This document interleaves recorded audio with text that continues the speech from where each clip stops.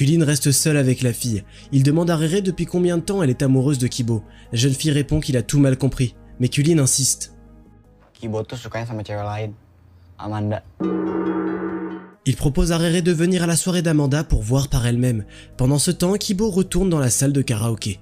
Le jour J, quand Kulin vient à la soirée avec Kibo, la fille d'anniversaire les retrouve à l'entrée. Amanda est étonnamment froide avec Kulin et elle prend la main de Kibo pour l'emmener au deuxième étage. Rere est clairement perdue. Après une brève hésitation, la jeune fille monte à l'étage aussi. Kibo ne la remarque pas. Il parle à Amanda et demande pourquoi ils sont là alors qu'elle ne s'intéresse clairement qu'à quelqu'un comme Kulin. C'est là qu'Amanda voit Rere dans les escaliers et fait taire Kibo avec un baiser. Kulin rattrape la fille dans la rue. En larmes, Rere s'ouvre à lui et partage sa déception. Elle a toujours pensé que Kibo était différent, pas biaisé par l'apparence. Kulin lui avoue ses sentiments, mais Rere dit qu'ils ne peuvent pas être plus que des amis, et elle part. Kibo est pris au dépourvu par Sidi et son gang, ils sont furieux. Les tyrans tabassent le pauvre gars devant son ami parce qu'il a embrassé Amanda. Kulin le relève et le ramène chez lui. Le lendemain, comme d'habitude, il regarde un feuilleton dans le salon avec la grand-mère. À la télé, l'homme accuse son meilleur ami de l'avoir trahi pour une femme. Kulin a l'impression que Kibo lui-même fait appel à sa conscience depuis l'écran. Le soir même, Kibo donne à Kulin la carte à collectionner unique que son ami a toujours voulu. Kulin dit qu'il ne la mérite pas, ni leur amitié, et avoue tout. Puis Kulin avoue qu'il a demandé à Amanda d'embrasser Kibo, promettant d'aller avec elle au bal de promo.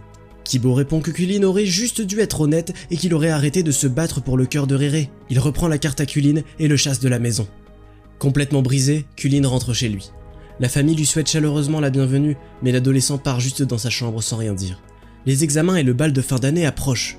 Kulin est dévasté par le fait qu'il ait perdu son meilleur ami et toute la famille voit le changement en lui. Un jour, après le dîner, sa mère vient dans sa chambre et lui apporte un cadeau. Bukan ya? Anto gak pernah mati, sayang. Puis elle lui fait un discours inspirant sur la difficulté d'affronter le monde cruel, mais que le bonheur qui nous attend en vaut la peine. Le lendemain, Kulin veut parler à son père. Il se demande s'il est vrai que les hommes de leur famille ont toujours été recherchés parmi les femmes.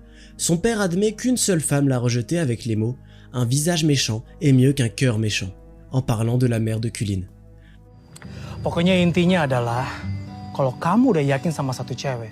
Encouragé par le soutien de sa famille, Kulin court voir Rere qui travaille dans un food truck, puis il se précipite vers son meilleur ami. Comme prévu, Kibo ne veut pas le voir, mais Kulin veut arranger les choses. Il s'excuse et demande à Kibo d'avouer ses sentiments à Rere.